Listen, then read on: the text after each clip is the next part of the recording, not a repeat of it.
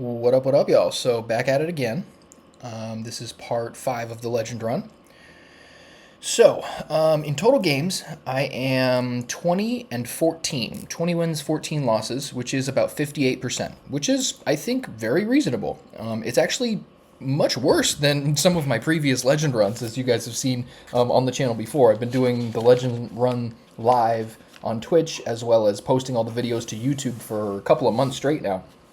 And I'm honestly not super impressed with my performance so far, but it is reasonable. It's moving along. So based on the research that I did recently, video should be somewhere this side.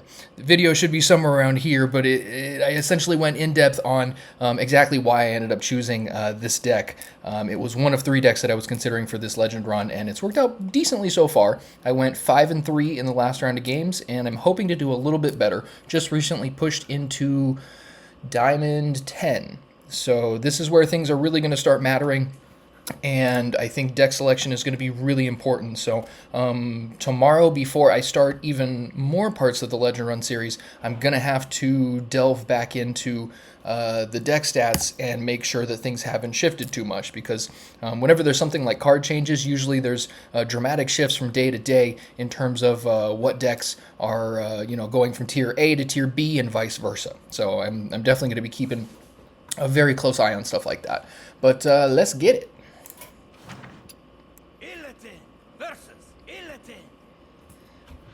Alright, I'm hoping this isn't the mirror match, but I don't know what else this would be.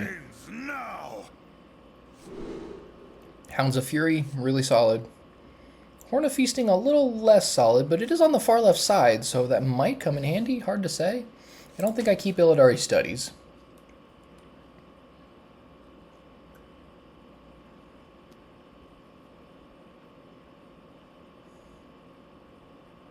I'm very tempted to keep this. I think this could be a pretty aggressive start if I can go turn 1 weapon, turn 2 something, turn 3 one of these 2, and then turn 4 the other one. It's a fairly aggressive start. If I can get like Grim Harvest or Press the Advantage, something that draws a card on turn 2, I think that seems pretty reasonable. Okay, double Hounds of Fury could be really good. Yeah, this being able to attack their face if they have nothing out there is really powerful. I'm a big fan of Hounds of Fury.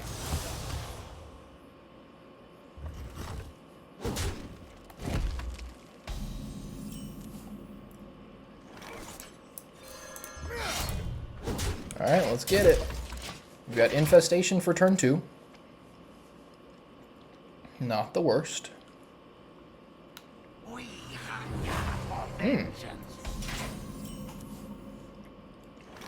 Oh, well, hello there. Okay, so Portal makes this a little different.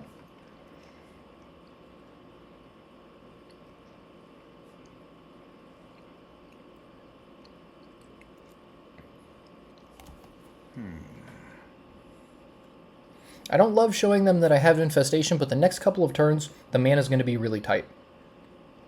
So I don't want to have to play a Stinger and not be able to play a Stinger. I don't anticipate that being the case, but just in case, I think I still Infestation here.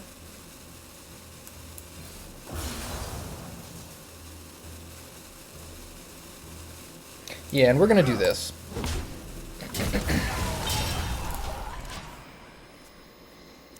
It gives them a card which I don't like, but it clears the way. Yeah, perfect. Yeah, dormant minions are totally fine here. That means I can just hit them for 6 in the face with Hounds of Fury. Wow, we got another one. So take 6. Kaboom, kaboom. Super set.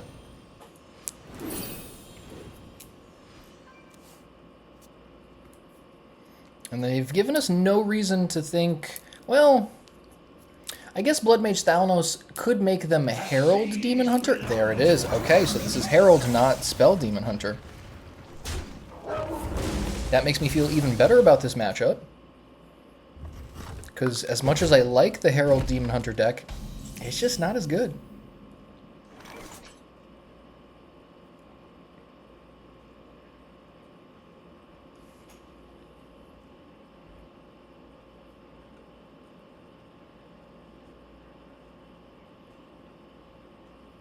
I honestly think Hounds of Fury is just the best call here. It's very hard not to. And yeah, I could Portal, but that's 3 less damage to their face, and I think prioritizing their face is going to be helpful here.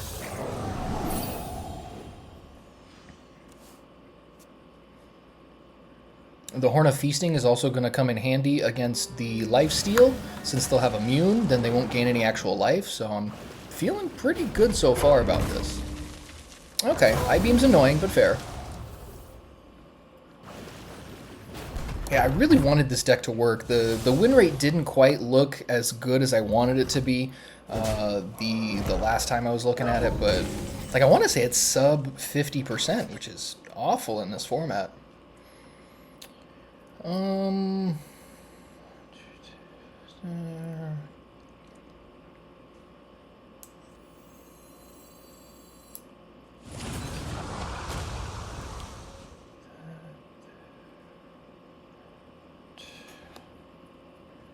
Yeah, I think we go like this. We're gonna...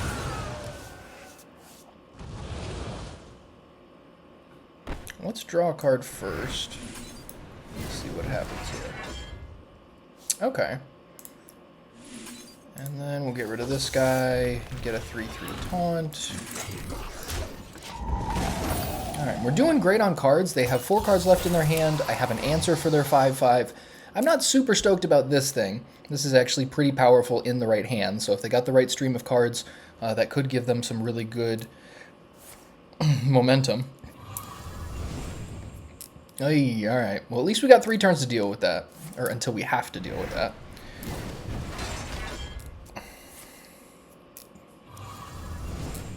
Yeah, best part of any Demon Hunter deck is just the card advantage. Press the advantage, and Grim Harvest, along with some of the other cards, are just fantastic. Alright, so Horn of Feasting plus what? Probably a Grim Harvest. Yeah, I think we Grim Harvest first, Horn of Feasting, take this guy out. Ooh, we get our own. Cool. Hard to argue with this line of play. No life for you. Kaboom. Now I'm really hoping they don't have Broxigar's Last Stand here. That'll give them 3 cards, possibly even 4 if they can deal some damage to my 3/3. And that would... Okay, good. They do not. Yeah, but in that situation, if they had Broxigar's Last Stand, they would be able to do some serious catching up in terms of card advantage, which would be bad for us. Into Hive Map, not bad. No I-Beam, no I-Beam, no I-Beam. Okay, Chaos Strike is... that's a card.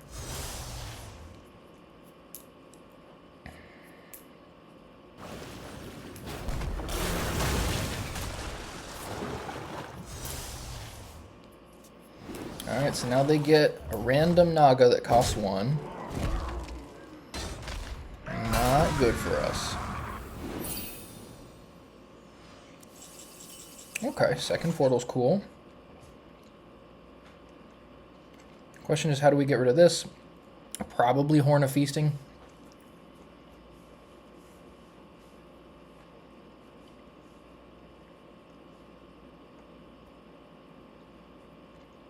That seems like the most likely outcome here, sadly. Otherwise, yeah, I don't think any of these other options are going to make much difference. We're going to do this first. Since this will draw us a card, it'll give us an idea of what else we have available to us. Okay, Grim Harvest is not bad. 2 more turns for that. This is next turn. Time grows short.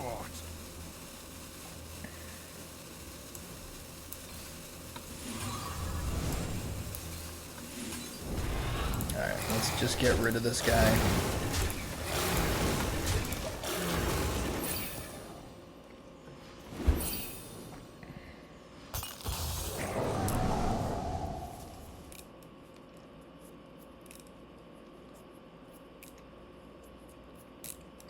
So far, they're keeping up pretty well. The Fellfire devours all. I am not a huge fan of this guy, though. It always seemed a little too slow, a little too situational to be very good, but that's just my own experience. I'm sure there is some value to it.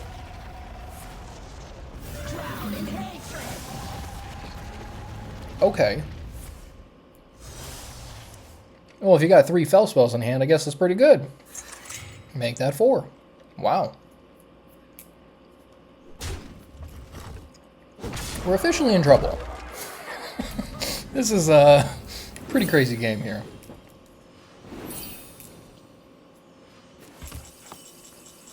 Sheesh. Probably got a Slumber.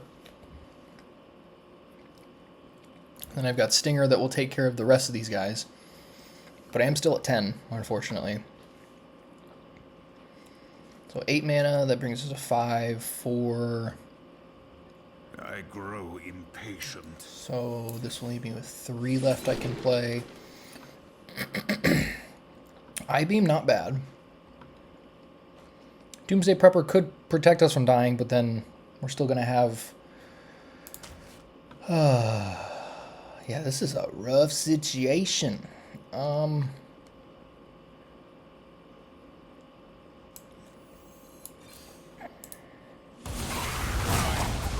Short.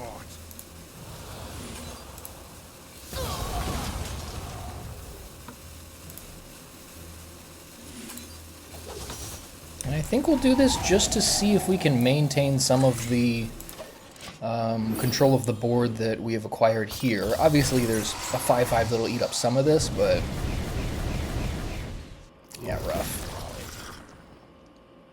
It really depends on how they continue this momentum. If they keep coming at me with some crazy stuff, then this like that. Okay, we're just dead. Very well played. All right.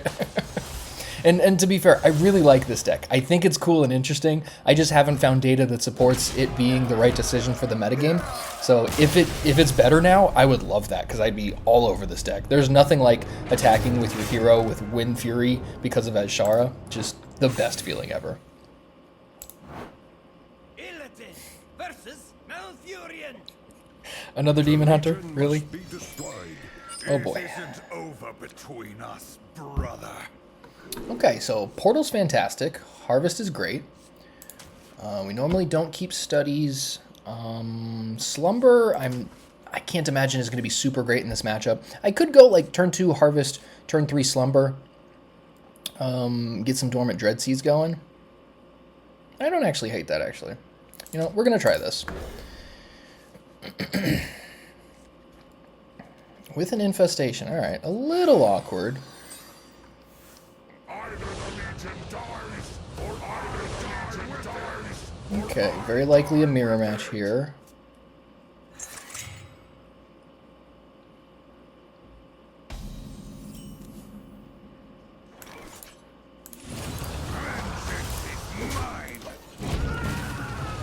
Ooh, alright, Nespirah's great. Surprisingly good card. I think it was underhyped at the beginning of the set. I saw it for the first time, was like, this seems really powerful, especially considering it makes a minion. So, what up, Moon Jockey? Welcome to the Twitch chat. You hollering more than my dog does. That emoji is amazing.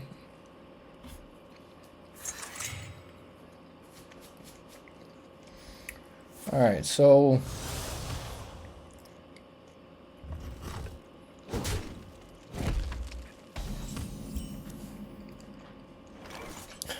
Happy almost Easter to you too.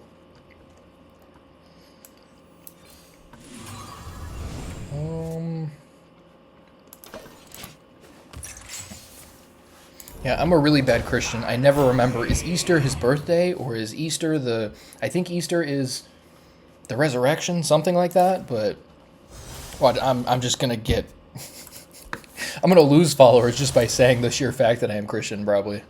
Anyways, alright, enough of that. Hearthstone.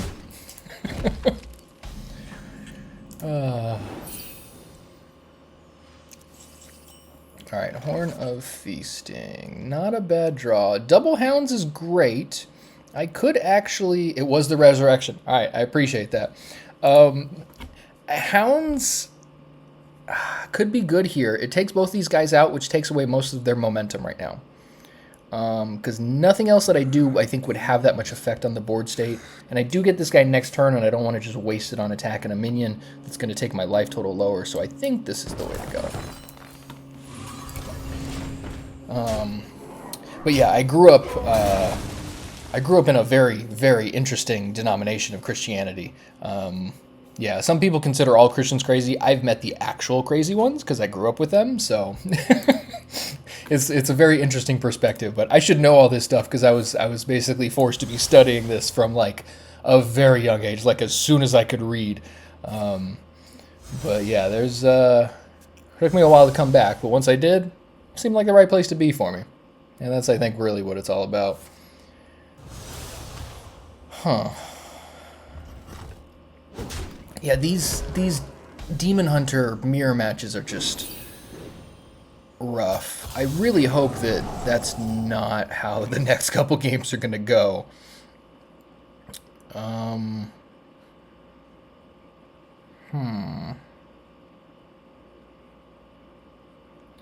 I could go Hounds here. It gives me board presence. I can deal 9 to their face. We even out the discrepancy in life totals.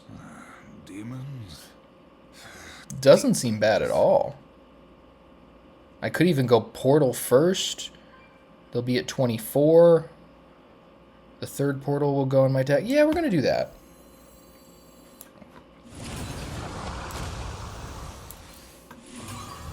Vengeance is mine!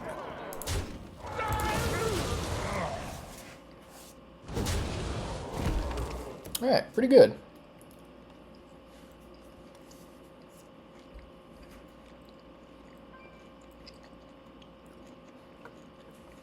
We're effectively even on cards, 26 of 26.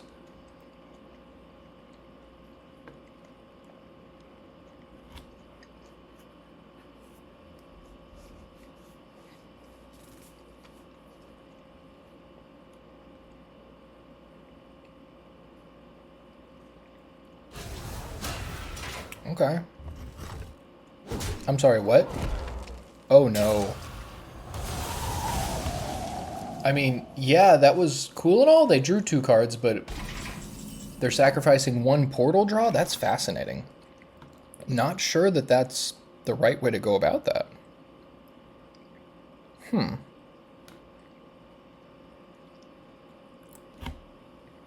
I guess that's debatable, but very interesting line of play. Let's do this and just keep some aggression.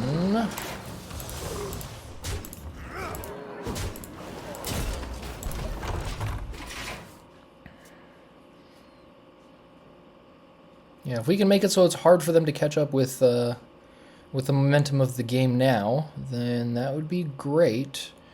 I'm not sure how we're going to really push this momentum farther, though, because Hive Map could give us double fell spells if we get something cheap to play first, and that could help us get through this a little faster. Horn of Feasting. Oh, my God. All right, it's another Herald. Yeah. Okay, so 2 Herald Demon Hunters in a row is pretty crazy. That's not what I wanted to see. And they're just not using their weapon to get any portals. I'm fascinated by this line of play. Yeah, this is crazy. So Slumber just takes out their whole board. I could also just Infestation or something. I'm tempted to Hive Map just to see what I get. I grow impatient. I think we do this first. Just to see. Oh. Well, yeah, let's do this. That'll unlock that. We can get Sigil. We can poke that.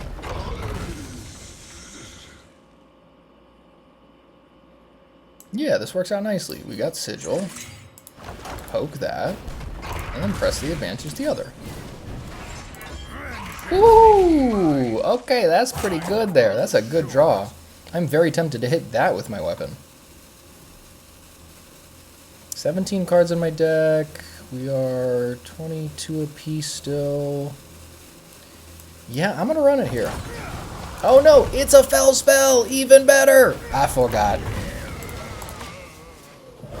Even better.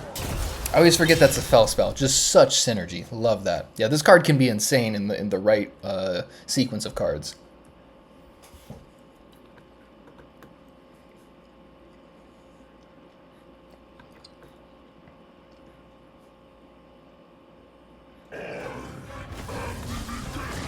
Alright, so we gotta be careful of Deathwing.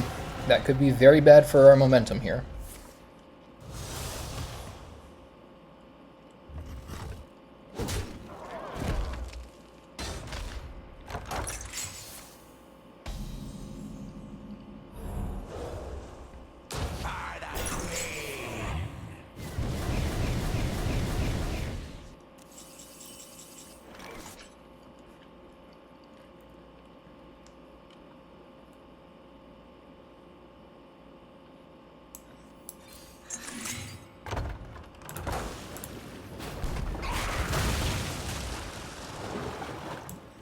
See what we can get off of here. That's a fell spell.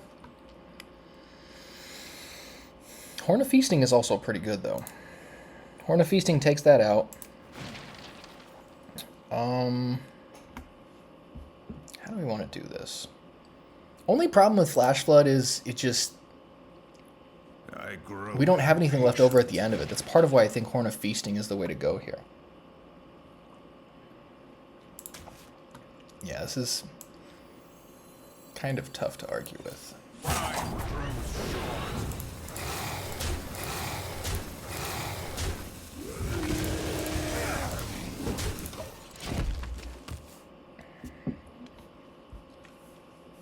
So, seems like we have control of the game. However, Deathwing at any point could be very bad for us.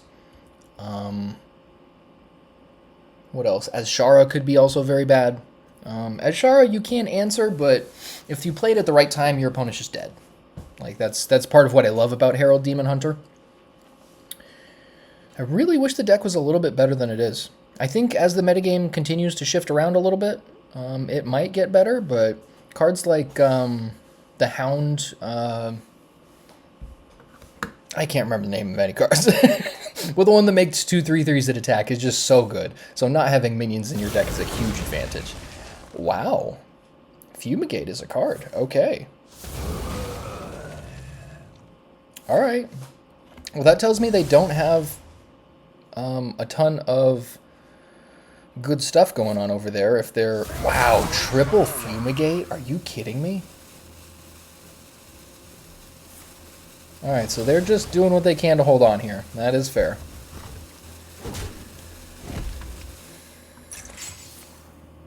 Take 6. Alright, so we can deal 4 here. What else could deal damage? If we do this, then we have 4 mana left.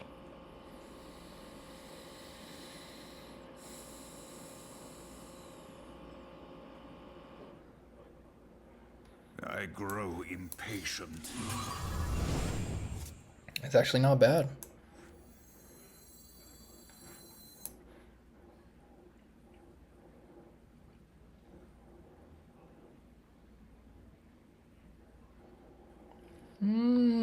I don't know, though. I'm tempted to Illidari Studies, but off the top of my head, I'm trying to figure out what would actually matter enough. Demons. Yeah, you know what? We're gonna do this, and yeah, I want to try and finish this out as fast as possible, just because, you know, Deathwing and Azshara lurking over my shoulder don't feel very good, but I think this is the right path. There it is. Alright, thankfully only 2 Cataclysms, so 4 damage to my minions, and what, a 12/12? Sure. Alright, that is manageable, but will be a little tough.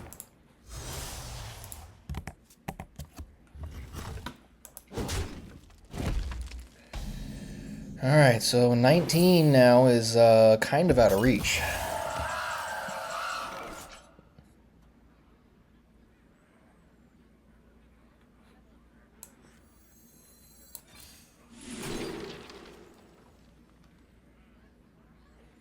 We can double Horn of Feasting. That is something. That's so funny. Alright, so we do that, and we do this. And we just throw 12 at this guy. Alright, because they're up to 19, I'm a little cynical about taking this game down, because they can deal 5 a turn with their hero power. I mean, I guess I could Broxigar's Last Stand, getting rid of my own guys, and draw a bunch of cards, hopefully finding a way to finish them off, like, because I believe the final Portal to Argus is in my deck.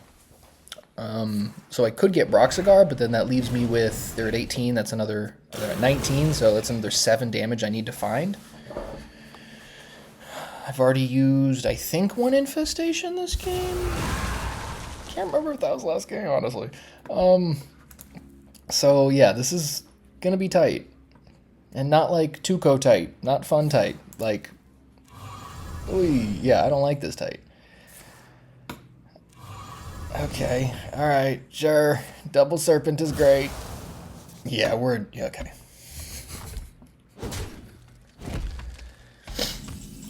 The irony of just losing to the deck that I just would love to be playing this entire time. After I spent all this time researching the metagame and going, okay, this is the best choice I can make right now. Oh, the irony. So I think we're going to do this.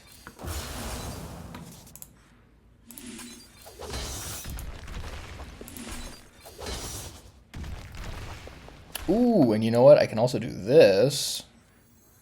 I will not be changed. After him! And now I draw 5 cards.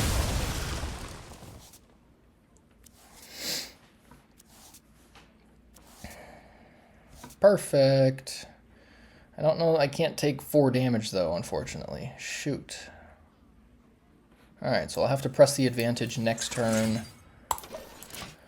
Alright, well they're at 15, so Broxigar will be 12. Just need to find 3 more damage, so press the advantage could be 1, but it's likely that's gonna... No. I could go Last Stand, taking this out. Press the advantage could hit them for 1, as well as the 1 attack.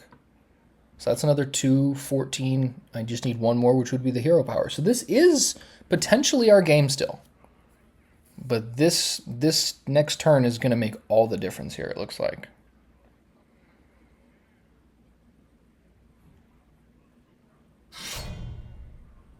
Yeah, like if they can give themselves some extra... Yeah, darn it. Yeah, that's extra reach. There it is. So close. Literally 1 turn away. That was a hard-fought battle.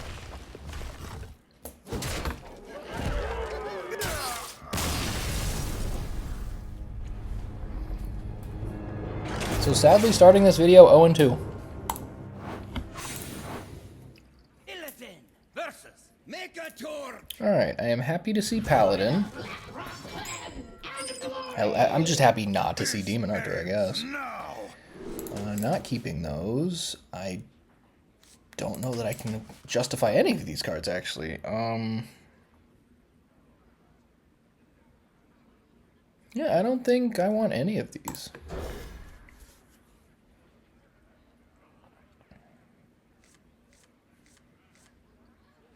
Okay, a little better. Either the Legion dies, or I die with it.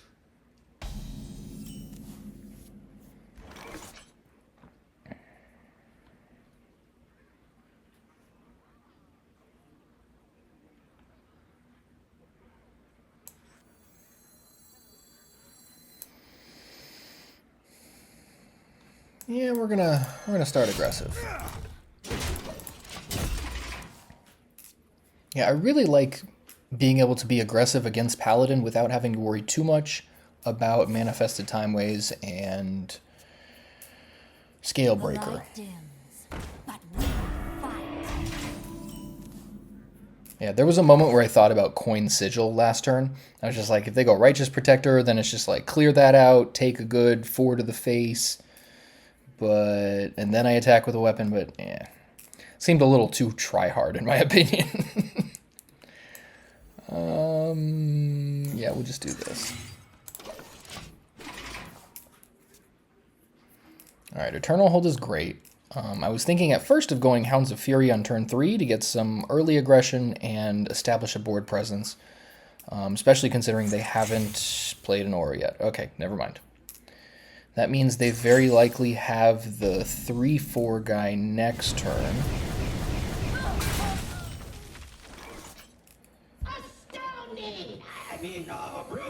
I kind of think Hounds of Fury might be the play. I like Lasting Legacy still.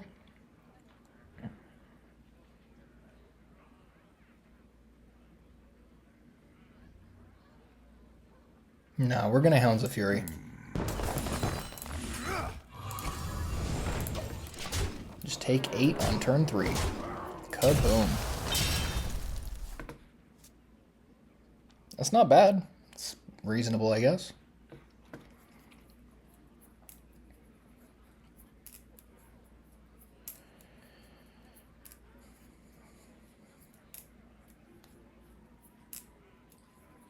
They could also just be playing Manifested Timeways here. That wouldn't be bad.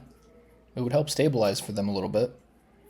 But I think the, what is it, the Spear Heart or whatever the guy is? Okay. Yeah, that's totally fine. I'd rather that than the Spear Heart.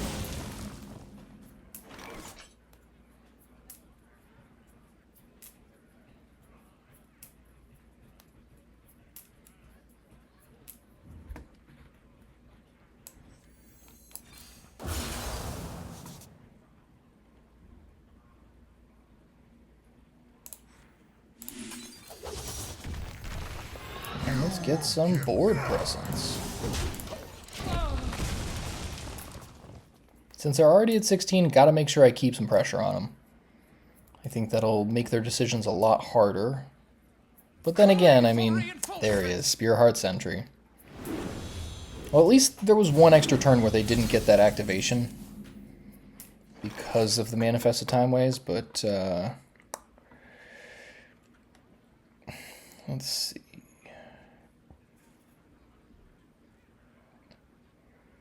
Deal 8, 9, 10. I can actually deal quite a bit of damage here right now. So this guy gives them holy spells. So holy spells can heal, which makes me inclined to try and get rid of this guy.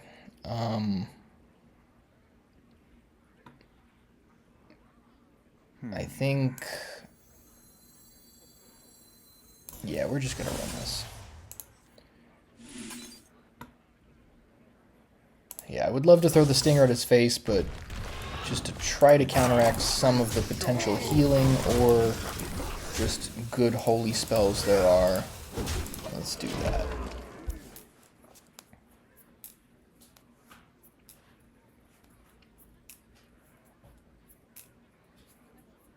Scalebreaker could be the play here. Okay, Hammer of Wrath's not bad. That is very good for 0 mana, though. What else we got?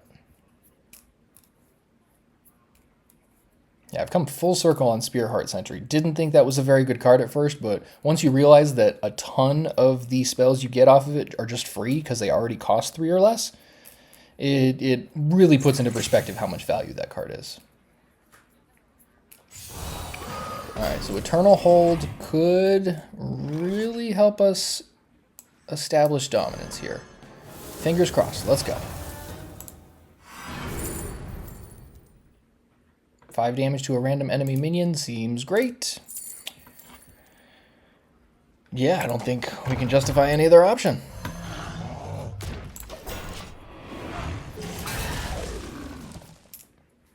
It's a difficult minion for them to get rid of also, because a lot of their removal is Scalebreaker, direct damage. Ooh, that's pretty good. Okay. Good card advantage for them, but we'll see if it matters. Defensive action engaged.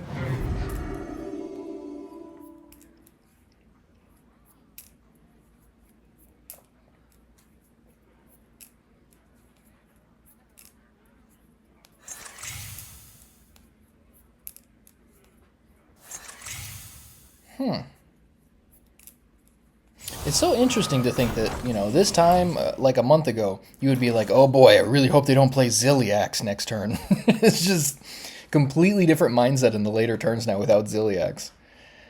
I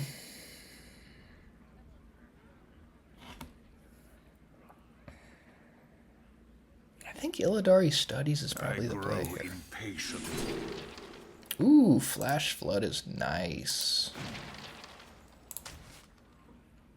And that costs 4. Yeah, okay.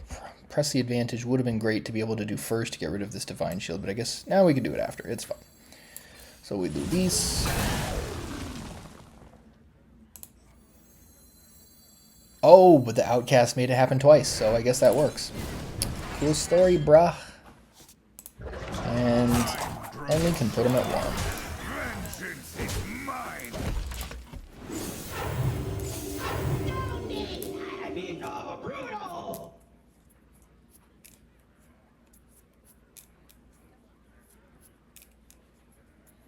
Gelbin? Gelbin is just not the same anymore. Turns out Crusader Aura was pretty darn good.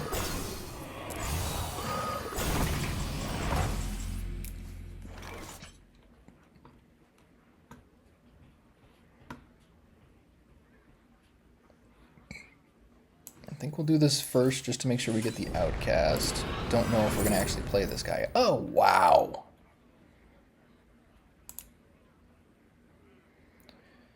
So that there.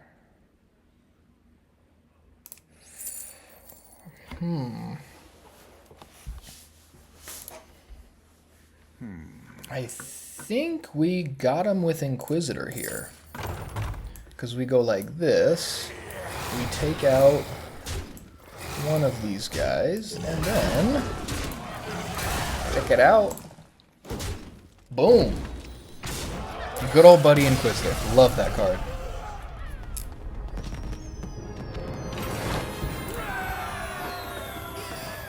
Okay, we've made up for the loss of the last 2 games. Oh my god. I am so tired of these Demon Hunters. This is 3 out of 4 games. Just Demon Hunters.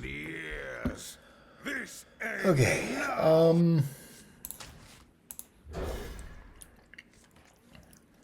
okay, that's great. This is actually a really good starting hand. I am at the point where I think, yeah, like Druid all over again. Yeah, seriously.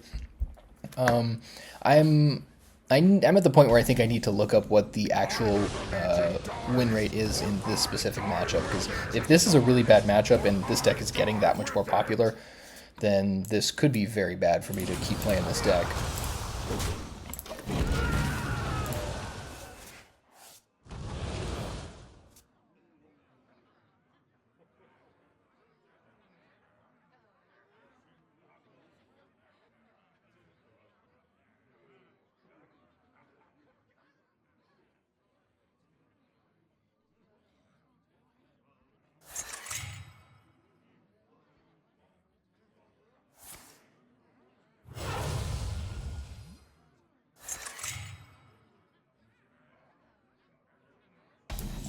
Okay, so oddly enough, I must just be bad at this, because the win rate against Herald Demon Hunter with Spell Demon Hunter is like 59%.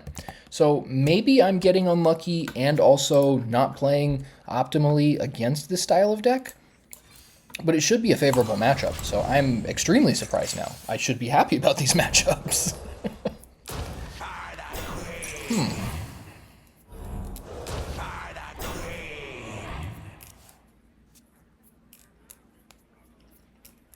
Alright, double Sigil's a little annoying. That is a pretty decent start. They've also got it. Okay. Alright, very good start for them. Let's see if they can hold it up, though.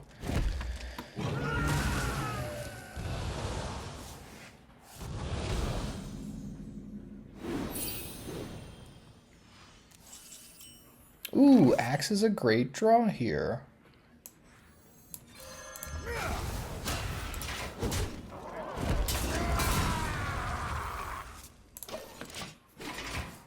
And because I've got Nespirah, this could make a great turn 4. So I can go Nespirah, poke something, play this, poke it, and then attack, get another one, poke it. This is actually a really good turn. That's pretty dope. Okay, pretty cool card. Plus I've got an even bigger dude there, so let's see. So we're going to poke something first. So I'll poke that.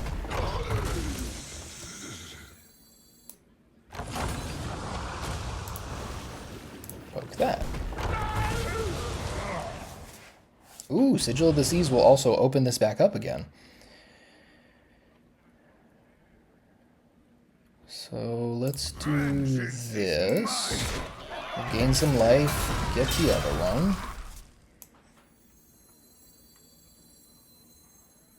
Or I guess maybe I should have... Maybe I sequenced that incorrectly. I think doing this and then hitting this with the... I guess I couldn't get through. Either way. Whatever. Still a phenomenal turn, regardless of whether it is perfectly optimized or not. Boom. Love it. Yeah, I fall into that trap a lot where I'm like, ooh, I could have gotten this one extra damage over here. And it's like, okay, did the turn completely sway the momentum of the game? Maybe just a little bit. That's, all right, we're good. Moving on. But this is really nutty, though. 3 Herald Demon Hunters out of 4 games. I mean, hey, maybe this is nothing. Maybe it's just weird luck. But it makes me really stop and reconsider what's going on in the metagame here. I overfixate on mana curve. Me too.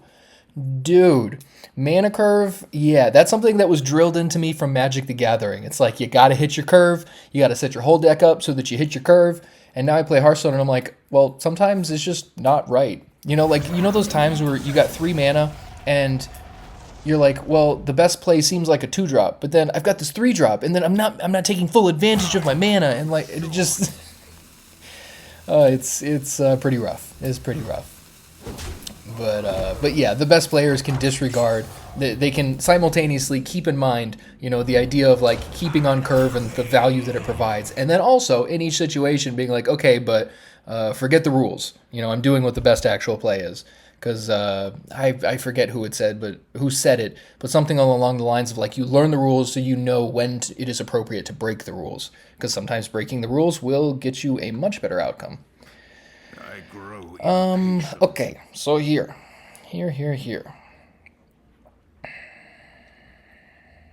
I think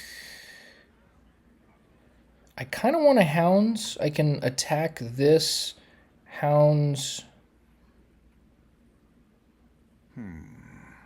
There are actually a couple different ways I could play this turn. Especially considering they only have 3 cards in their hand, I kind of like the idea of Broxigar's Last Stand to draw me some extra cards. Grows short.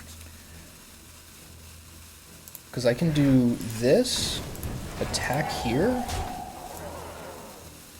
Last Stand, draw a bunch more cards. Ooh, yes, please. That's phenomenal. We'll do that.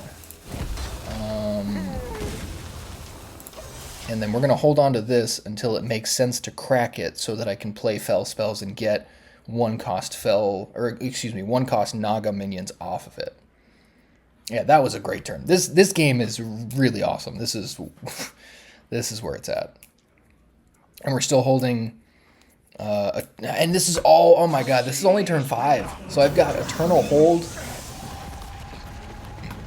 Wow, Eternal Hold, multiple infestations, lasting legacy. Yeah, there's a lot of gas in hand here.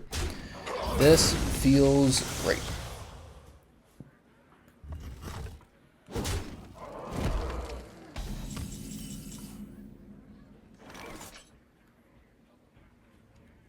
Well, I don't think I have any Fell spells. Yeah, so there's no Fell spells, so I think I'm going to chill on this for a minute.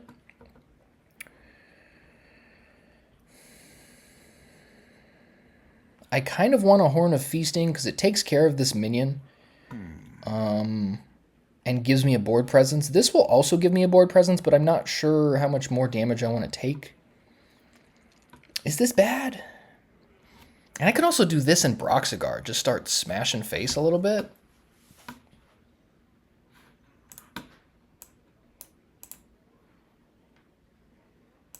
I grow impatient. Yeah, we're going to do this. This fight was never fair. I serve your doom. There we go.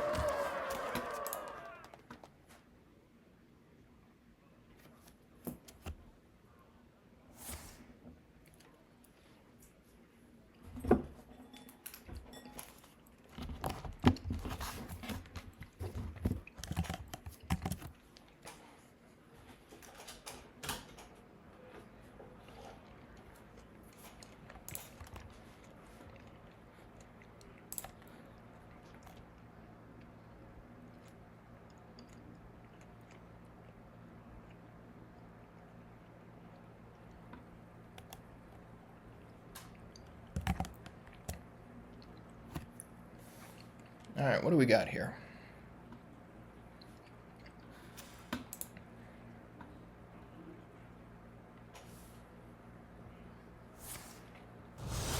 Oh, wow. Got him.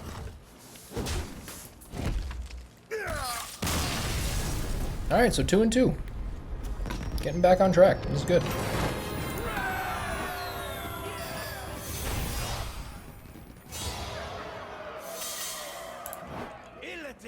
Versus Nespirah! Alright, Death Knight should be fun.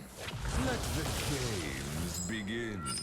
This ends now. Real question is this, you know, like unholy aggro Death Knight, or is this just some other random thing? Because pretty much unholy Death Knight is the only one that has a win rate above 50%. The only one that, in my opinion, is like worth playing. The others are just so unjustifiable because the data is so bad. So I think it's very likely they're on aggro, but if they're not, I don't want to keep a hand that's like really aggressively tuned to that. So I'm very tempted to keep Last Stand and Sigil. Like these three seem okay.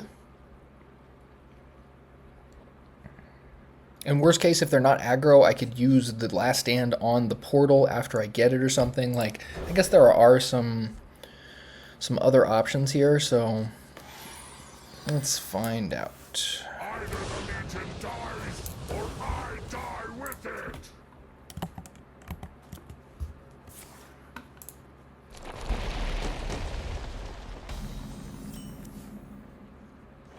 Okay, so they're definitely not Grave Strength aggro, because that's a triple unholy spell, all 3 green.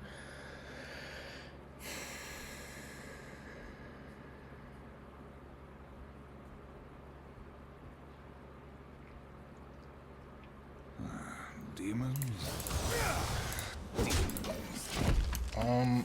Because I have this card, I think I'm going to let them hit me once and just see if they play anything else, because I mean, if they play any other 1 health minions here, this is just crazy card advantage.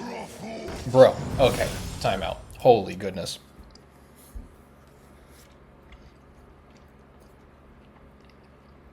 I'm excited. Turn 2, draw 3 cards is amazing.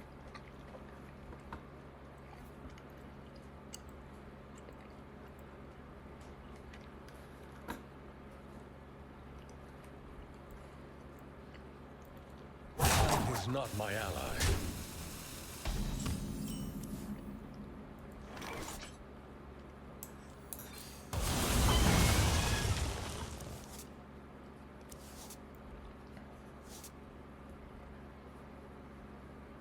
Very tempted to Glaive.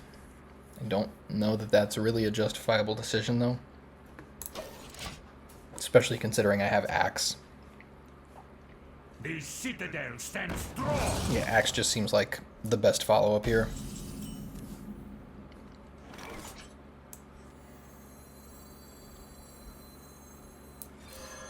Sure, they get to draw a card. I'm also drawing a card. We effectively 1-for-1 each other.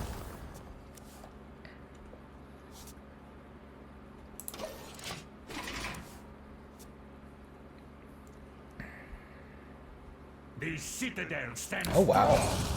Okay, then. My hand is full.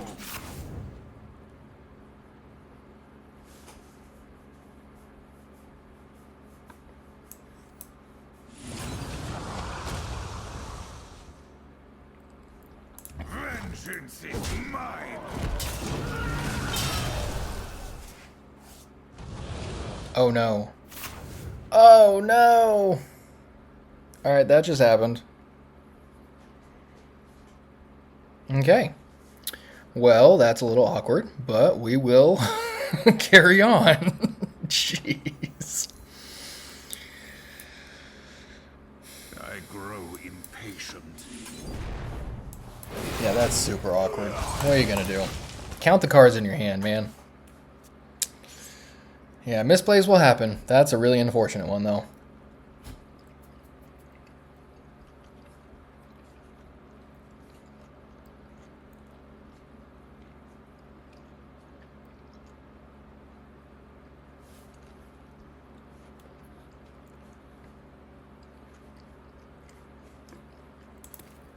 I will say, no misplay is worth getting tilted over.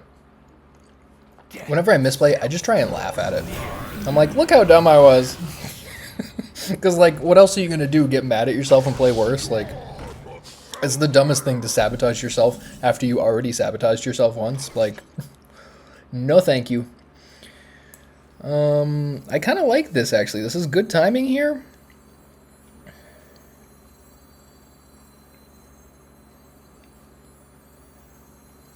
And this is... Destroy this, 2 damage to all enemies. Yeah, not super concerned about it, I think.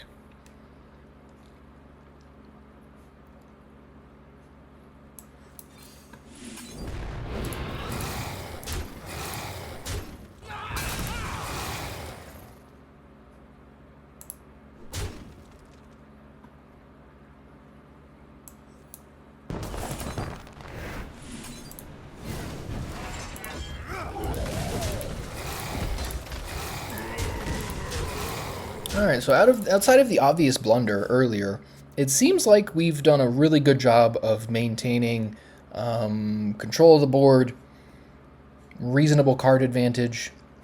They've got more cards than us, but I am a little bit deeper into my deck. Ah, that's annoying. Okay. Well done.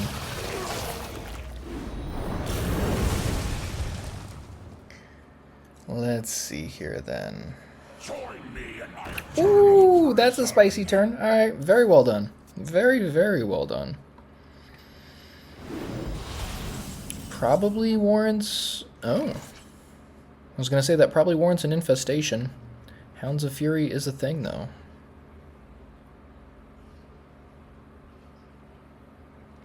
Might have to Illidari Studies just to see what happens. Demons. Demons. Yeah, I-beam not bad here.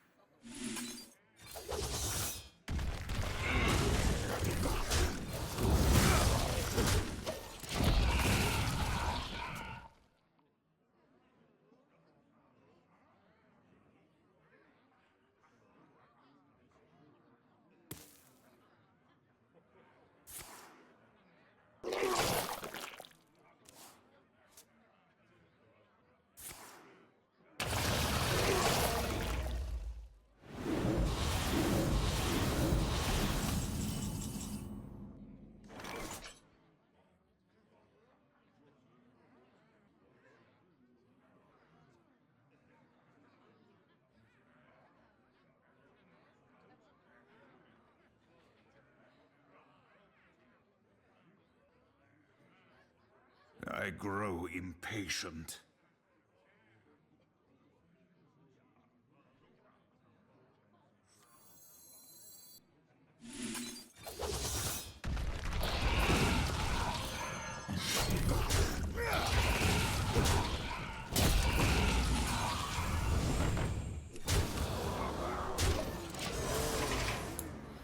pretty reasonable turn there. I like the way that worked out.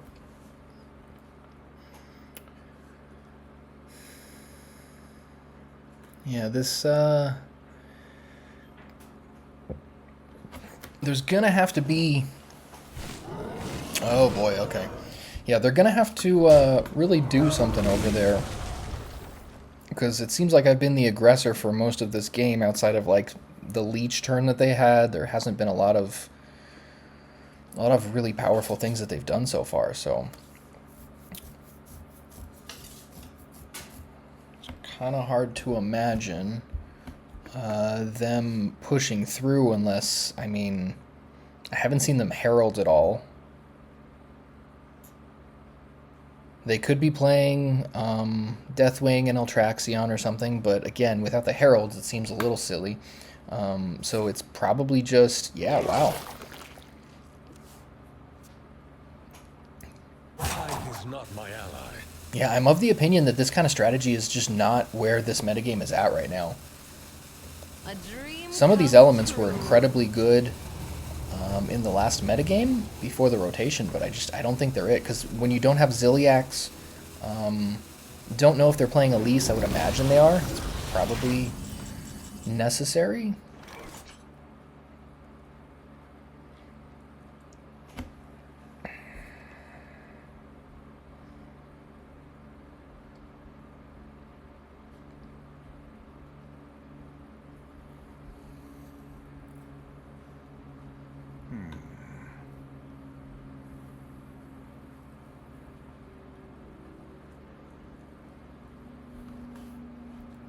I'm not sure how much I care about them gaining life. They're already at a relatively high life total.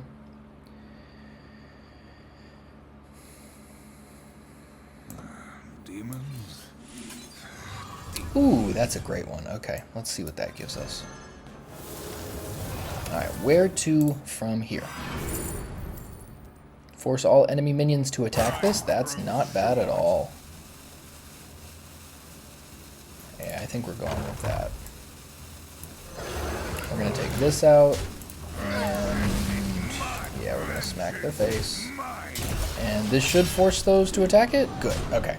There was a part of me that was like, they have 0 attack, so maybe they can't actually attack or something, but no, we're good. Interesting that they allowed themselves to burn a card, so maybe we both made the dumb mistake of not realizing we had 10 cards in our hand. Yeah, definitely not playing this guy. That's unfortunate.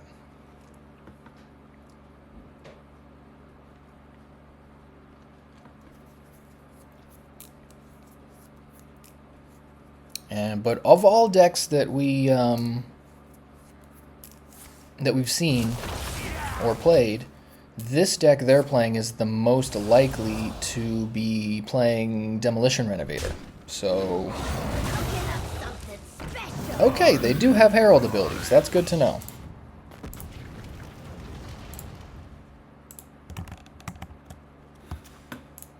A little surprising it took them that long to get to it.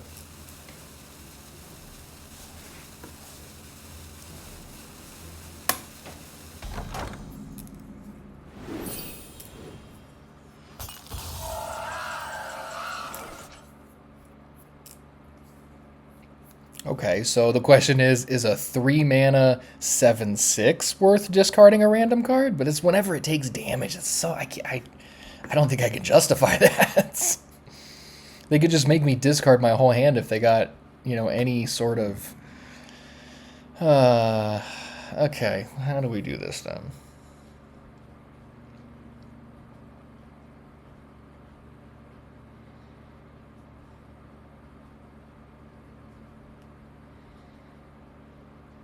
I don't mind Hive Map here, but I am... There's only 9 cards left in the deck, and I haven't seen Nespirah yet, so this could be really good with that.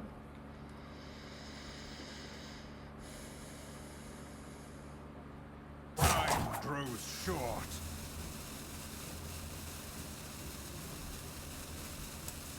I think I'm going to go for it, though. It seems like this could give me... yeah, we're going to do this. Take Aeon Rend, we'll do this. That's something. Yeah, these are kind of some awkward turns here. I guess I could have thrown the other 2 sigils out, but I do want to represent that I have a good amount of cards. That's another thing, a big cater over for Magic the Gathering is sitting on cards in your hand to just give your opponent the impression that you have lots of things available to play. Because sometimes you just sit on cards and it's like, you know, you want to give them the impression that you have options. And sometimes just playing things for the sake of playing things is the right call. My people have seen darker clouds. Oh. Okay, no trigger though. That's good.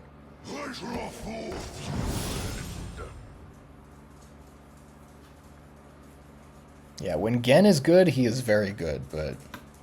Hive is not my ally. I've been wondering if there are other decks I can play that with Gen that might work. So far, only Hunter, I think, has tried it. Didn't really turn out to be a very successful deck. Hunter just has the hero power that benefits the most from being optimized. You know, 1 mana, 3 damage is obviously really efficient.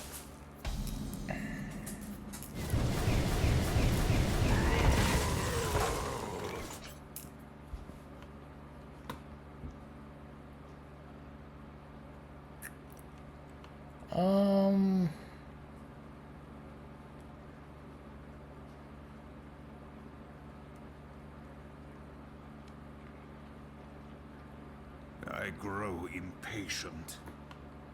8 cards, let's see. Asphyxiodon seems good.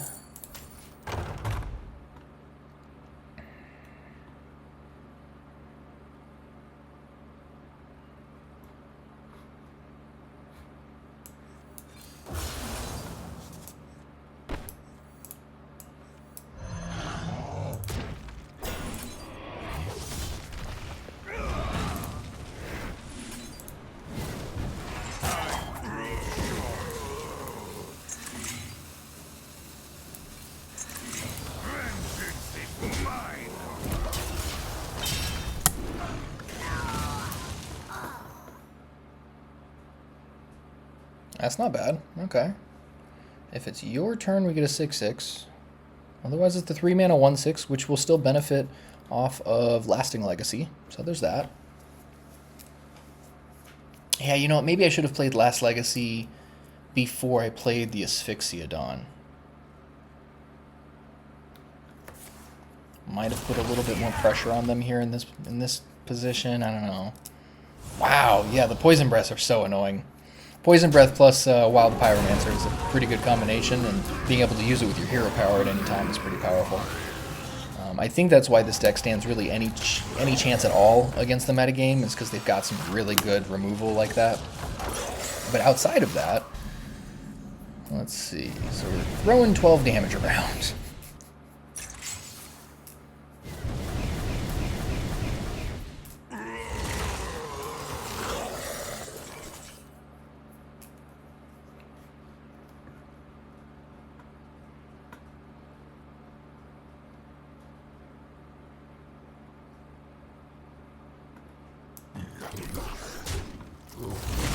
I think what we're gonna do here is this.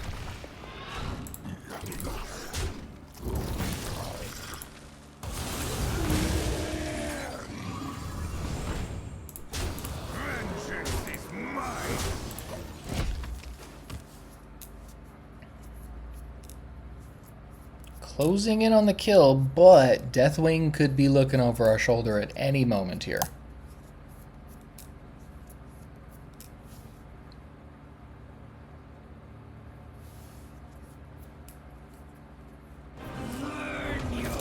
Onyxia is a card, okay.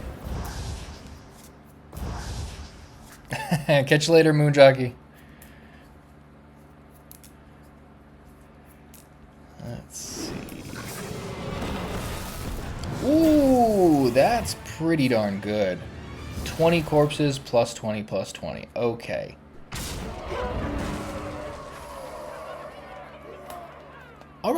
Well.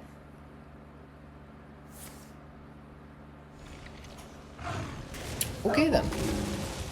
It's looking like this is not my game here. Oh my god. Oh god.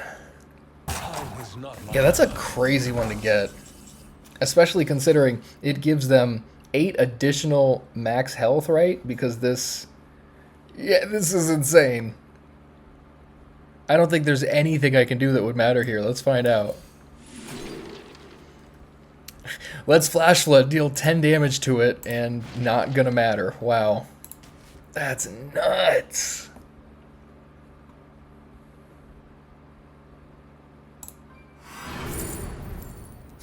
Destroy a minion. And I gotta take 22 damage. Oh my god.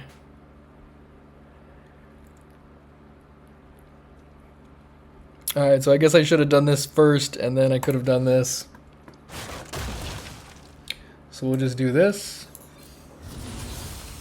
Then I gotta take 17. This is so dumb.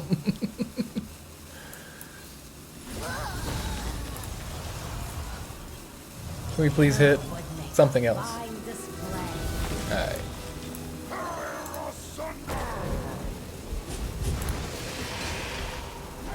Yeah, we're just super dead. That's unfortunate. Man. Alright, so 2 and 3 now.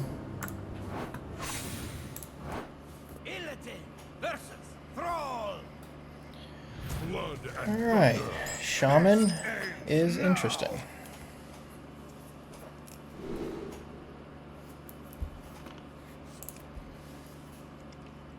I don't hate Sigil against them. I don't hate Slumber. Yeah, this seems like a decent hand. I'm just going to snap keep this, and we're going to find out what happens. Depending on their turn 1 play, we'll see when we play our first Sigil.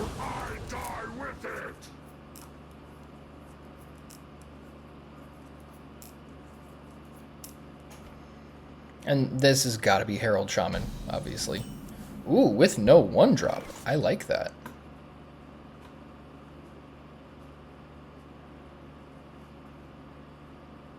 Very tempted just to Sigil here, to be honest. Because that makes them think way harder about their turn 2 play and gives them no ability to get momentum. So, yeah, this might be a little loose, but I think in this situation it's probably okay. Especially considering I can drop turn 2 Sigil also. Grim Harvest might be a little better, to be fair. But I think stifling any early momentum they have here could work out in my favor. Alright, so they have 2 1/1s.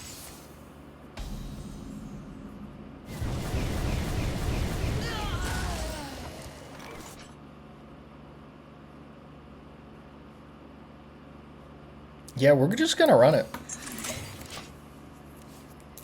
Let's find out how good this actually is. Seems like a decent start against Shaman, but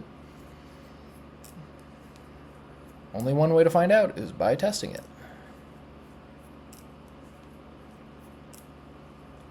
The sands speak, and I listen.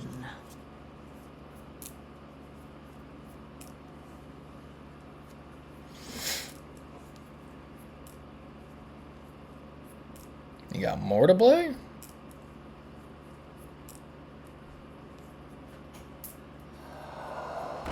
Interesting. Okay, so they're playing a guy just to eat up some damage, which I think I'm okay with. Nice.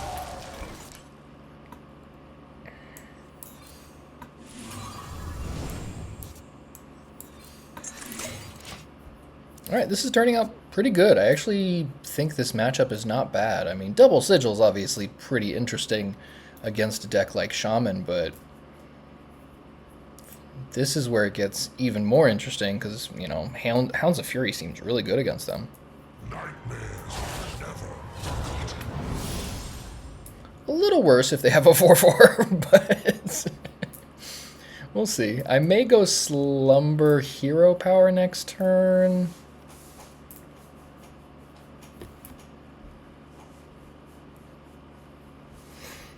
Yeah, I might just get some Dormant Dread Seeds out there to try and get some board presence later. Because the Serpent is great here. Like, this is a very good start in a couple turns.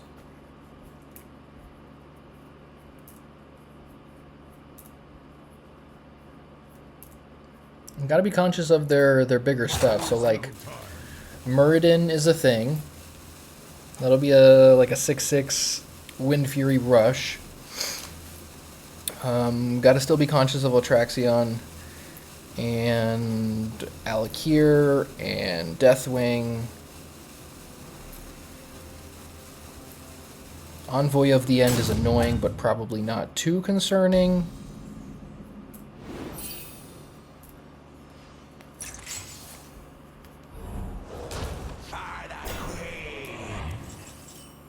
Ooh, that's not bad. I like that.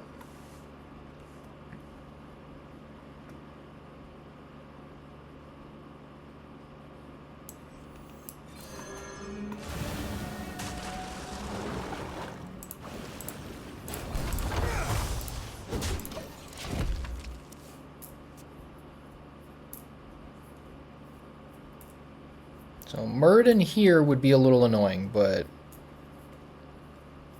I think it is manageable still. Because if they Muradin here, I can Hounds of Fury, take out both their minions, assuming Muradin attacks the 3/3. So then they would have a 6/3 and a 4/3. Hounds of Fury trades. And then I have this the following turn. Oh, okay. Very interesting. All right, so that was the choice they made for their Nightmare Lord.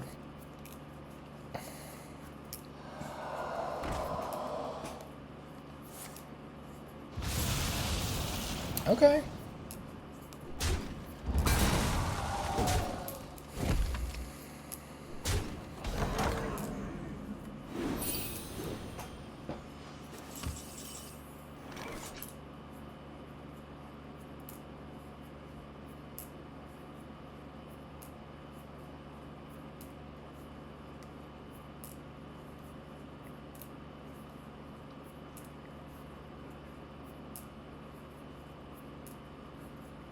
I grow impatient. Hounds of Fury is okay here.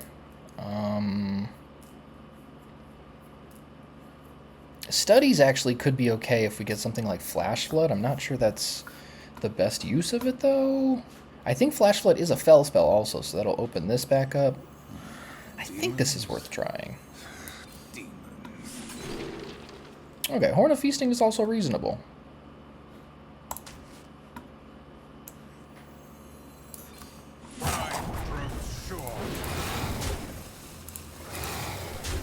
Do I take 4 here? Or 5 even? Oy. I don't want to, but I think this is how I should play this turn.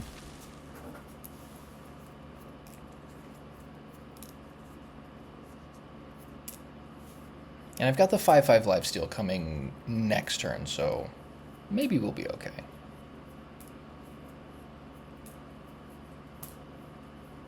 This could be Eltraxion this turn, or Muradin. Those are the two I'm mostly concerned with at this stage of the game.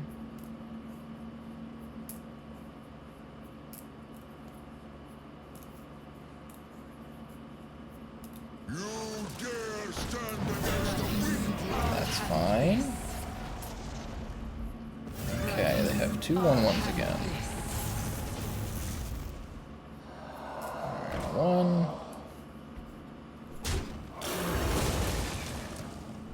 That's crazy, trading a 5/1 for a 2/1. Alright, no more 1/1s.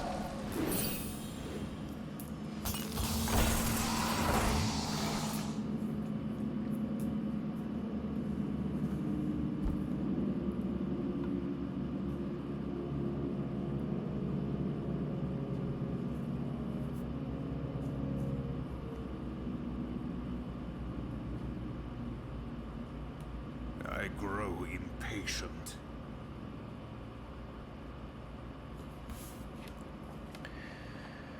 Okay, so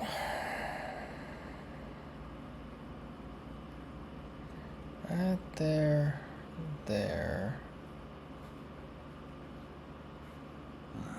Demons? Demons.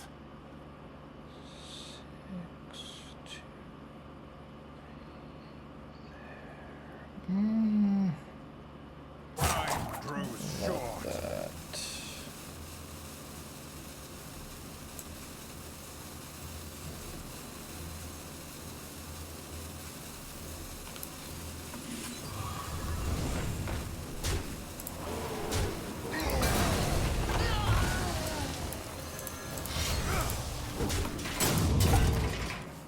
Yeah, that turn was a little awkward. I don't quite like the way that ended up playing out, but I'm not sure there were better options there.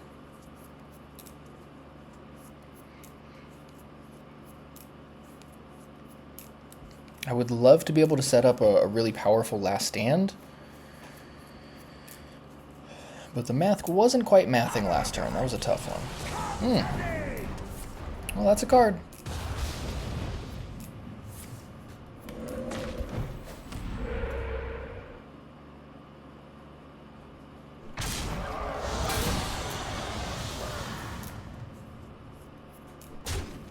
Well, speaking of last stand turns, oh my goodness.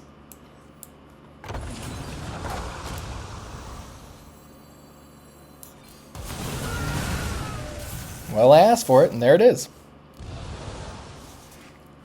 Draw a bunch of cards, do a portal. Alright, there's a Lasting Legacy and another portal. Very nice. So we're going to do this since the portal's going to open it up again. We're going to do that, and it draws us a card. And I think Hounds... There's no other fell spells in my hand, so we're going to go Hounds. Boom, boom.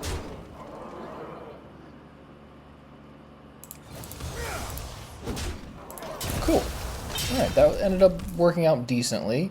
They do have the hammer in their hand, so that's something to be concerned about, especially if they connect it with, like, avatar form. Satyr Overseer is the OG over here. Used to love this guy. Ooh, Alakir. Alright, that's a good card. So they get two 10-drops that cost 1. Not good. My favorite is doing this when he has 12 attack. So you get double Ultra Gigasaur that costs 1. That's always fun.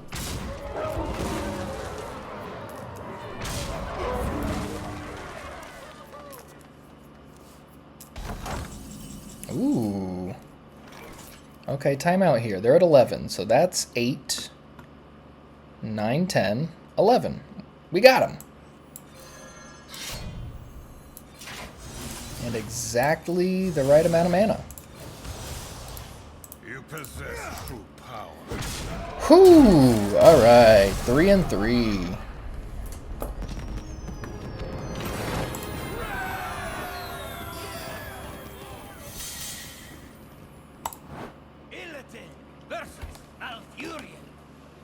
I'm so tired of playing against Demon Hunter. It isn't over between us, brother. I think I keep Last Stand because if this is Herald Demon Hunter, then card's very good against a variety of different things they play. I'm actually just going to keep all of this. Not sure if Sigil of the Seas is correct on turn 1 if I'm holding Nespirah. We'll certainly see.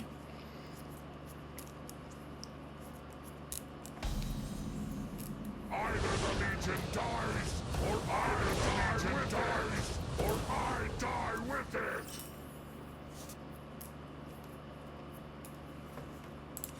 Vengeance is mine!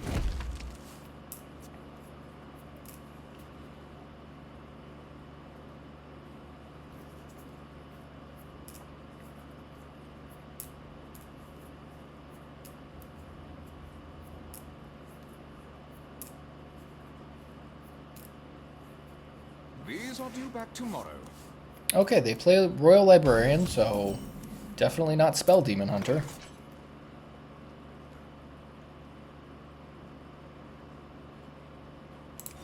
Vengeance is mine.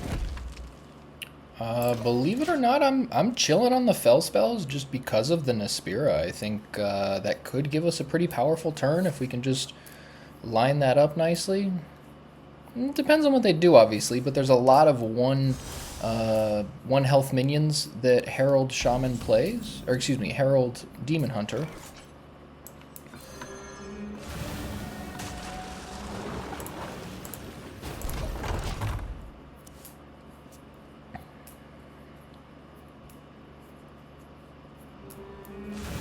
Okay, they got the same idea.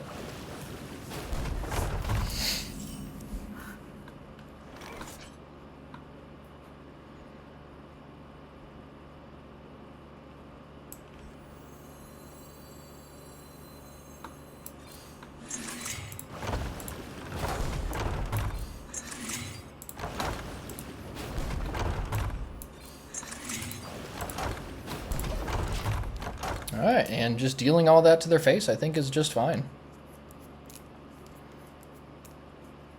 It would be great to draw some cards in the next couple of turns.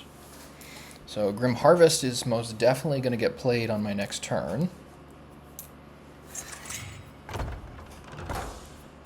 Are we really just doing the same stuff back and forth here? Oh my god. This is pretty funny, actually.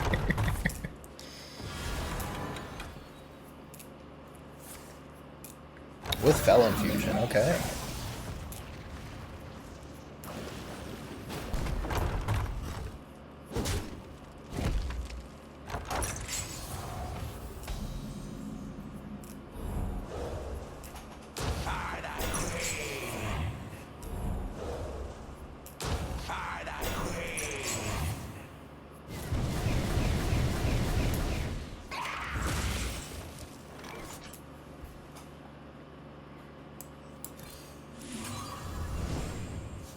Not bad. Let's see what this gives me here. They will never catch me. Nice. Vengeance is mine. Alright, so we've got a really aggressive start here. We'll see how the Sigil of Cinder works out. Nice, okay. Hopefully they don't have Broxigar's Last Stand, but I think that's pretty unlikely for their deck. Not completely sure. I haven't been taking Herald Demon Hunter seriously at all, so for all I know they play it and they get blown out right here. Okay, I can deal with Infestation. Yeah, the card advantage off of Broxigar's Last Stand right there would have been extremely powerful.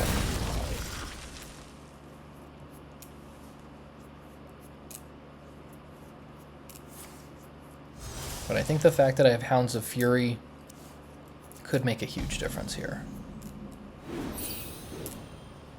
But, yeah, I think the only minion I've seen is Royal Librarian. Very interesting.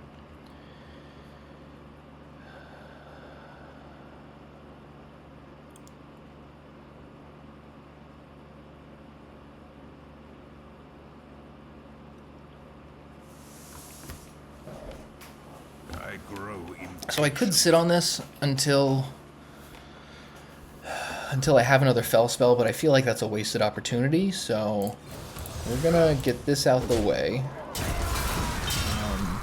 Ooh, what did that give us? Your opponent can only play their left and right most cards on their next turn. Well, that's really interesting, actually. So that nullifies 6 cards in their hand. They can only play 2. I mean, I guess they can play the left and then play the new left and then, you know, etc. But that's pretty fascinating. I think this is still the way to go, but I like Prosecutor. That's very cool. And yeah, we're gonna activate this so that we have a 6/6 out there to be able to hopefully attack next turn.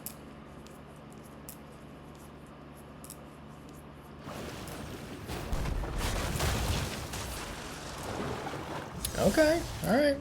They could be doing some powerful things. Let's find out.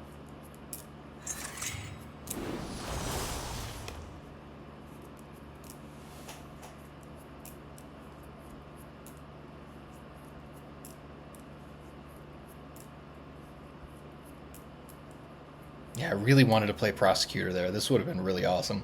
I think it would have been fine, but I think it's the most responsible play here to put this pressure on them with Hounds of Fury and the 6/6. Good lord. Alright, they playing all kinds of stuff. Seems pretty likely to take it down, though. Don't know what else they could really do here. Got a big taunt minion or something, maybe? Time waits for no one. Yeah, lifesteal minion, but that's not going to do it. I can see.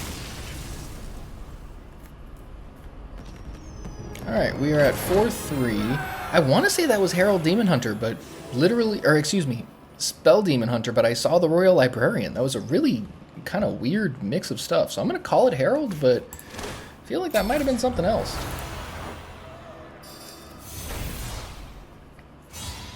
And slow and steady progress. Illidari versus Malfurion. Alright, well this is fascinating. To answer for. First Druid I've played Brother. since the card changes. I think. Yeah, I haven't played a single Druid since the card changes, so this should be fascinating. Eternal Hold, kind of hard not to keep. I think I pass Hive Map. Alright, let's see what we can do here.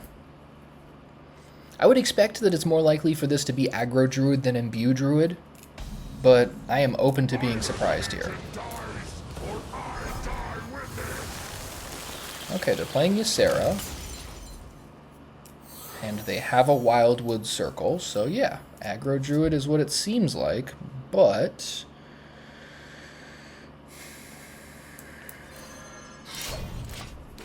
let's find out.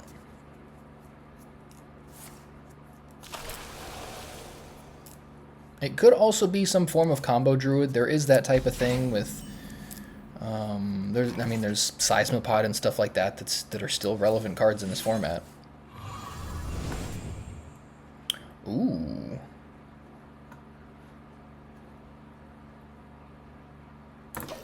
I'm a little tempted to just Lasting Legacy next turn. Just kind of go aggro if it looks like they are more of a combo deck. Yeah, press the advantage, wave shaping, Wildwood Circle. What is the commonality between all those cards? I don't think this would end up being like a Seismopod deck, but there's definitely some like a combo direction I'm estimating.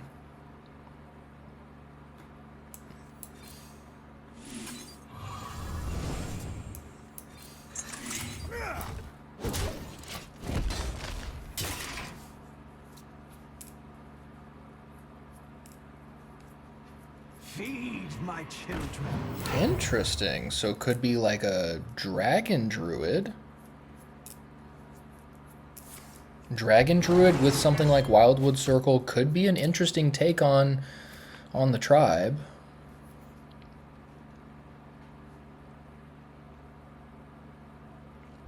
Because dragons have some decent aggression. Some pretty good value. You add something like Wildwood Circle and some of the Druid cards on top of that, you've got even better card advantage.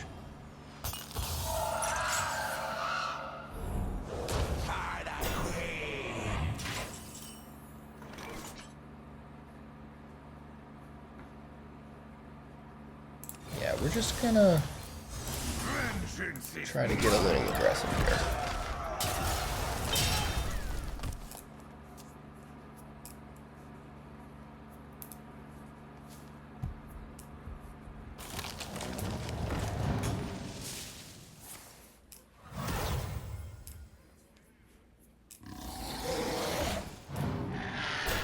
Okay, yeah. Brood Watcher's a pretty good card. I like that a lot.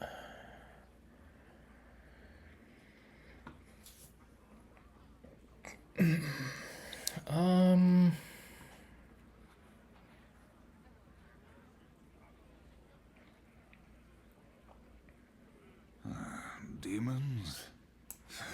Demons. Fumigate's not bad. That's a dragon. Yeah, they're all dragons. That's awesome.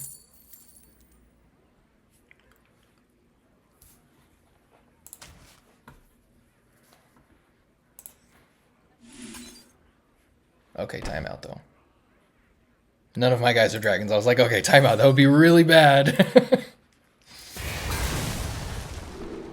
I think I kind of like Sigil of Cinder here. Time grows short.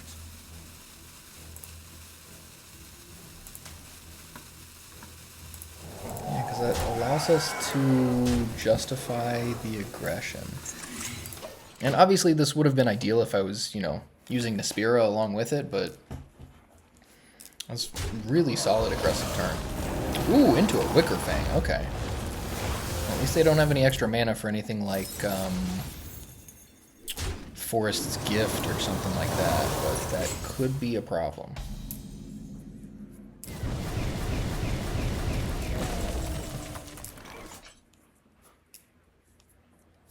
Alright, Horn of Feasting is helpful. So I could go for this and try and get the guy that destroys a minion. This plus this will get rid of Wicker Fang himself, which I think is probably the safest route. Demons? Demons. Yeah, and that does also maintain some board presence for me.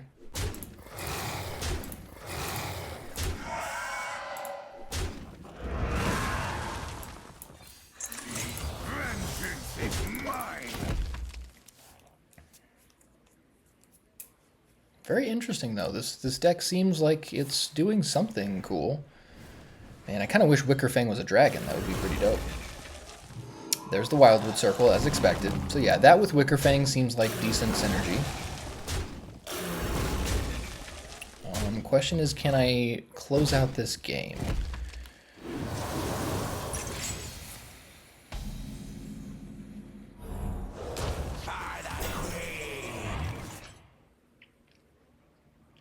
I think the Eternal Hold is the best bet I've got here.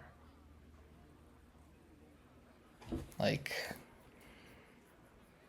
I could go Nespirah, poke this, or maybe even, nah, I think I have to poke this since these will keep growing. So I think I go poke this, Sigil of Cinder, poke it again, attack their face, hope that they don't have something that pumps their minions. I don't know, it just seems a little loose.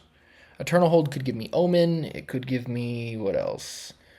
Could give me Asphyxiodon. I guess, yeah, this seems like it could be a little better. Let's find out. Alright, this is actually kind of reasonable, but I don't think I have Kindred as a problem. Yeah, that's unfortunate.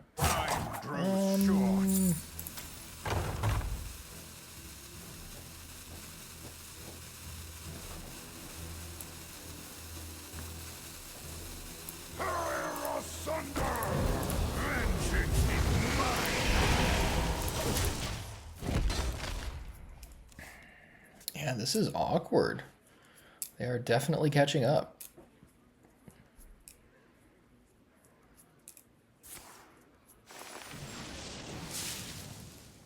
All are nourished when the cycle renews. Ah, ebb and flow's good there. Okay, are they attacking minions? Ooh, I like that. I'm very down with them attacking my minions here. Okay, it's a little less pressure on my face, which I like.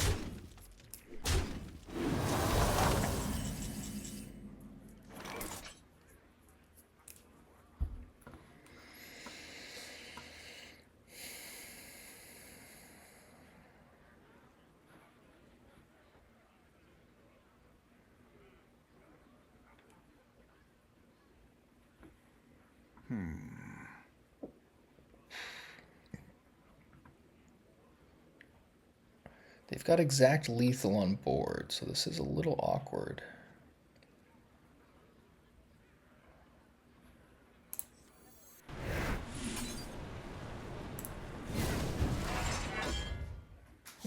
That's helpful. That'll attack these two.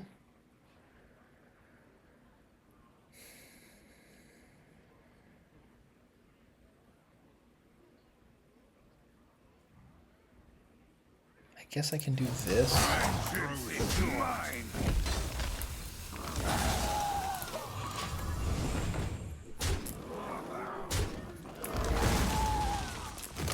So if they can find 3 damage, they've got me, but okay, a Wildwood Circle again. That's unfortunate.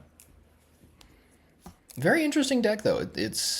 I mean, it's bound to happen that there are other Druid decks outside of the normal aggro and view variations. Underking? Who plays Underking? Wow.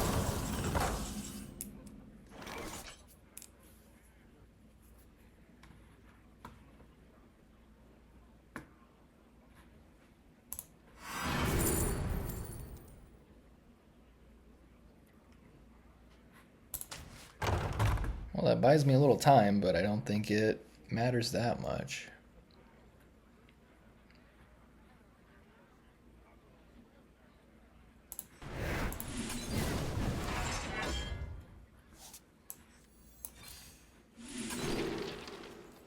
Okay, that buys me a lot more time.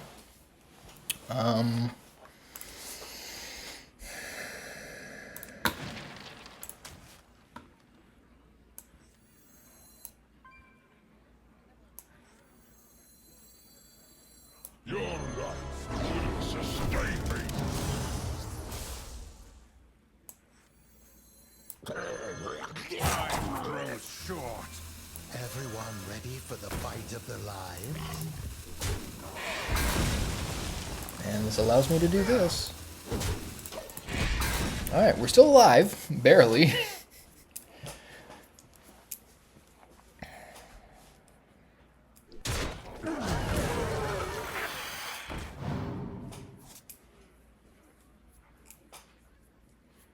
I'll cut your lifetime to bits.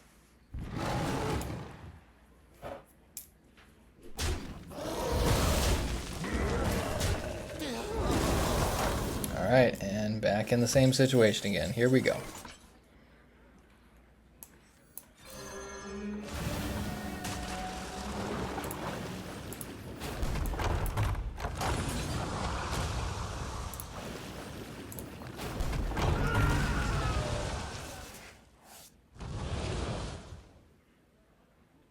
Awkward.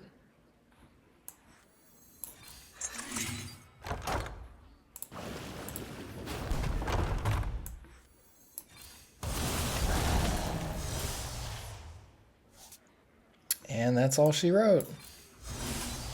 Vengeance is mine. Alright, I'm going to invoke the 50-50 rule.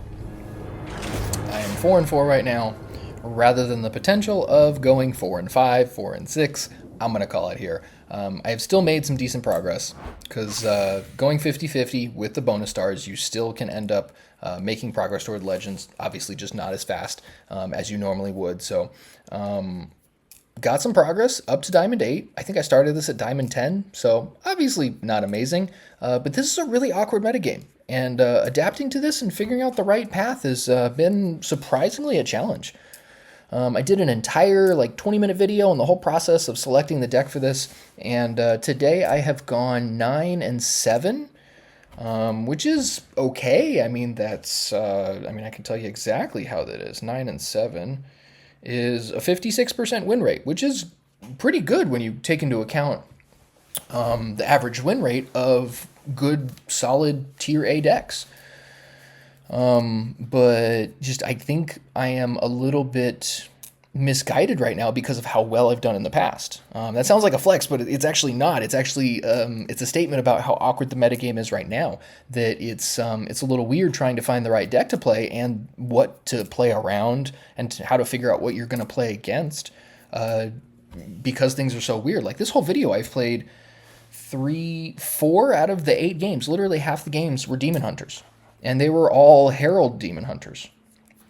And I think that says something about the awkwardness of the metagame, where people are like, all right, well, if you're nerfing cards and you're changing stuff around and we're rebalancing, then we're going to try stuff that we like. And I really like Herald Demon Hunter. I just haven't been able to justify playing it in a competitive sense like this because of the stats. So I think it's time to revisit those stats, maybe look at some alternative builds of Herald Demon Hunter.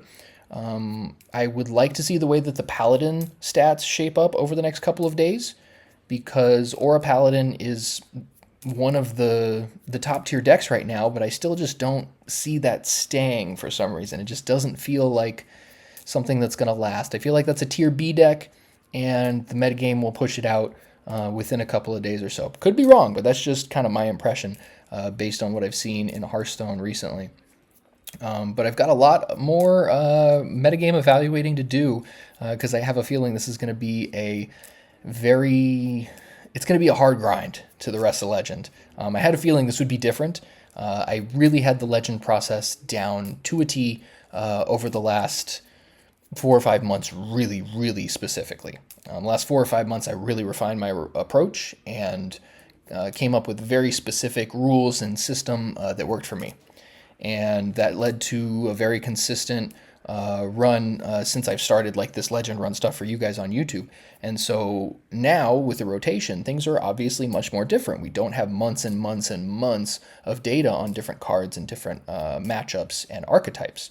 So without that, we're in kind of a Wild West type of situation where, especially with the card changes, things are just massively different than they were. They're way less stable, and I think that is going to force the best players that know how to adapt to these type of situations to the top. So definitely don't take these moments as discouraging. Take them as an opportunity for you to grow and enhance your skill set so that you can actually rise to the top in these situations, because I'm sure there are players that have lots of experience with this game that are really struggling. I mean, I've got like a decade of Hearthstone experience, and I'm sitting here just like, dude, this is hard. So, and I don't mean to sit here and rant about this and make this like some like inspirational thing, but it really is one of those interesting moments where it's like it's make or break time, guys. Like the metagame is at a very unstable point, and this is where you can really start to separate yourself from the pack. Are you the guy that's just going to be like, okay, well, they said the best deck was this, so that's what I'm going to play? Or are you the guy that's like, okay, I'm going to look at these numbers, I'm going to look at these decks, and I'm going to see like where's the hole in the metagame? What have we not innovated enough that needs some more attention? There's so much opportunity for growth here, and this is part of why I'm just constantly so fascinated by metagames and the way that they evolve and the habits of people and how they affect that. There's a lot of hate on the internet for people just net decking, just taking a deck off the internet and playing it because that's what they're told is the best deck, and not doing any thinking for themselves and adjusting things to whatever their perceived metagame is, or just there's all these different factors that come into play here. And I think now is the time of ever to walk your talk. And if you are actually against net decking, it's time to get out there and like innovate and creatively deck build and really try to figure out what to do here. I think I'm very tempted just to go Herald Demon Hunter and try and YOLO my way to Legend with it. It would be pretty dope, but this is a tough grind here. Once you get to about Diamond 5 is where things start to get like 2 steps forward, 1 step back, 3 steps forward, 3 steps back. This has happened every time on the Legend run. It's never a straight path. The path is quite literally never straight. And that's part of what makes the path force you to grow. So enough about this, though. Like, this is it's just a really fascinating time, and I can't impress on you enough how much you should be paying attention and learning from these times, because these are the times where we really get to grow and learn. So appreciate you guys if you're already following. Big thank you. Let me know in the comments if you think I'm crazy or if you think I'm onto something. I think I'm onto something here. I think now is the time. But let me know what y'all think. So check out the other videos on the channel too. Lots of standard decks that have been evolving and innovating over the last couple of weeks, and I'm sure there are much more to come. Once I finish this Legend run, I'm going to get into playing all kinds of like weird fringy stuff and try to really play as many decks as possible, because I want to see how this metagame can really open up and innovate, because there's so much potential here that I feel like we're not quite tapped into yet, partly because of how oppressive Imbue Druid was over the last couple of weeks. So peace and love, guys. Catch you next time.